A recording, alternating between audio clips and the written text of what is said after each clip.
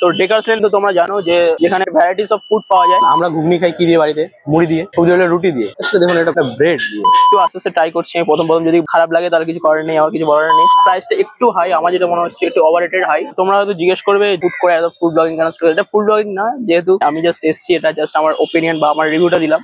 হে বন্ধুগণ, কি খবর? তো আজকে যেহেতু 4 তারিখ আর আজকে ঠিক বিকাল এখন কটা বাজে 3:47।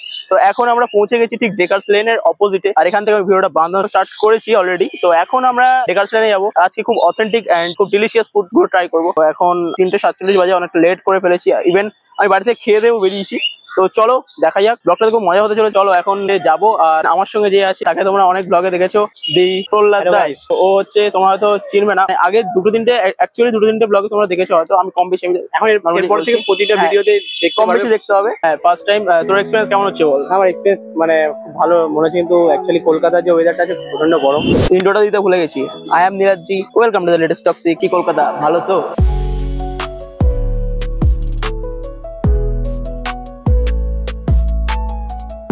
প্রথমে চিত্তবাবুর দোকানে এসেছি। চিত্তবাবুর দোকান থেকে মোটামুটি পাউরুটি সহ ঘুগনি সহ একটা কিছু স্যালাড আইটেম দিয়ে দিয়েছে। এটা এখন ফার্স্ট ট্রাই করবো, দুজন মিলে ট্রাই করবো জিনিসটাকে। 30 রুপিসে জাস্ট এই আইটেমটা পেয়ে গেছি আমরা।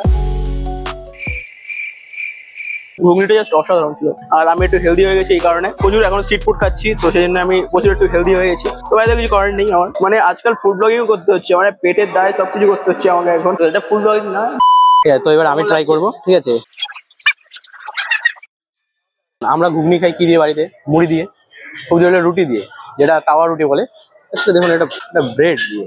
এটা ফুড ব্লগিং না, মানে এতটাই সুন্দর, আমি সত্যি অথেন্টিক। এটা ফুড ব্লগিং না। যত জায়গায় ঘুগনি ট্রাই করেছি, তো সেই হিসেবে ঘুগনিতে আমি চিত্তবাবুকে 8.5 দিব।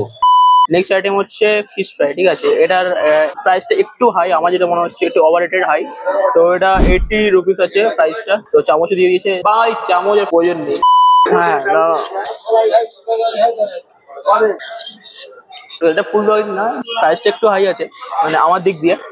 80 রুপিস আর আছে 130 টাকা, মানে এর থেকে আরেকটু বড় আছে, এটা 130 টাকা। এর ভিতরে যেটুকুনি আছে সেটা থেকে আমার মনে হচ্ছে না, জাস্ট 80 রুপিস ঠিক আছে। এবার তোমাদের ওপিনিয়ন তোমরা একটু শেয়ার করো। এটা ফুল ব্লগিং না।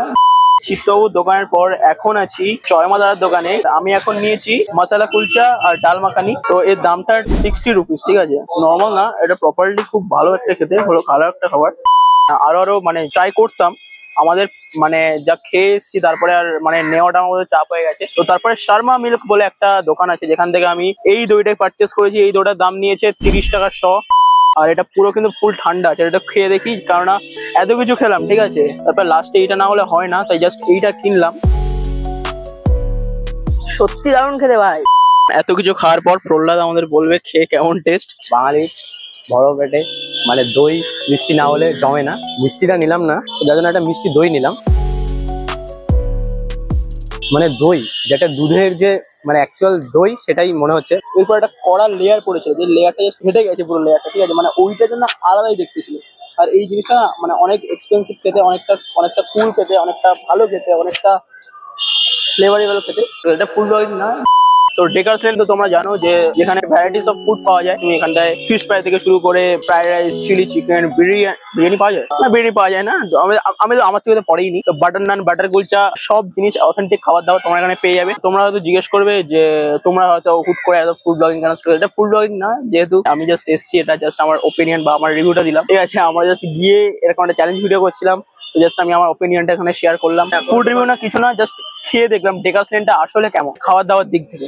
এখন আমি চলে এসেছি বাড়িতে, আর এই ছিল আজকের ব্লগ। ওখানে ফুড পারপাস নিয়ে কিছু বানালাম। আমি যে ব্লগগুলো আর কি বানাই, তো সেইগুলো থেকে অনেকে কোয়েশ্চেন্স করে বা অনেক আমার চেনা জানা কেউ ফোন করে জিজ্ঞেস করে যে তোর ব্লগগুলো এন্টারটেনমেন্টটা ঠিক হয় না। বাই দ্য ওয়ে, তোমাদেরকে মানে আমি আরো ভালো মানে বেটার কোয়ালিটি বা বেটার ভাবে ভিডিও বানানোর চেষ্টা করব। তো প্লিজ যদি ভালো লাগে থাকে চ্যানেলটা প্লিজ সাবস্ক্রাইব করো এন্ড লাইক করো। প্লিজ সাবস্ক্রাইব করো, এই চ্যানেলে মজা হয়। দেন দেখা হচ্ছে অন্য কোনো একটা ব্লগে, অন্য কোনো একটা ভিডিওতে। বাই।